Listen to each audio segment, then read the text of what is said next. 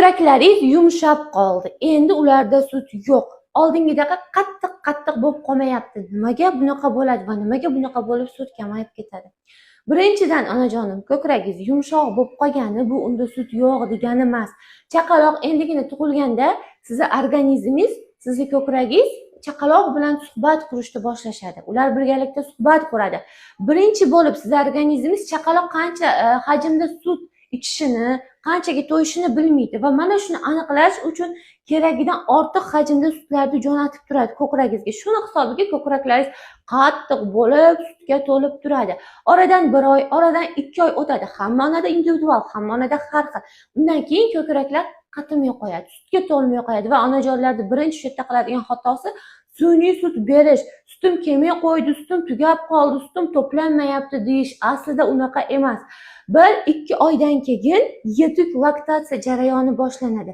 Ya'ni oxirgi laktatsiya jarayoni. Endi sizning sutingiz har doim bir xil keladi, lekin ko'kragingiz qotib qolmaydi. Chunki o'zi ko'krak bilib bo'ldi bolani sut hajmi qanaqa va aynan bola emishni boshlaganda shu sutni ko'krakka jo'natib beradi. Boshqa payt ko'kragingizga sutni to'plab qo'ymaydi. Chunki endi organizm va bolani o'rtasida aloqa bor. Ular bir-birini tushundi. Chaqaloq har 1,5 soatda 120 ml sut emyapti. Demak, men har soatda 120 ml sut ishlab chiqarib beraman. Va emishni boshlaganda sirazi 120 ml sutni beradi. Bu yog'idan bola emadi, ko'kragingiz yana yumshoq bo'ldi, bo'shab qoldi. Va yana bola emishni boshlaguncha ko'kragingiz sutga qotib qolmaydi. Bu narsa Alloh tomonidan mana shunaqa berilgan ne'mat desa ham bo'ladi. Tasavvur qiling, 2 yil davomida ko'kragingizda og'riq his qilasiz, qattiqlik his qilasiz, doim sutga to'lib yuradi. Это неудобно, bu noqulay.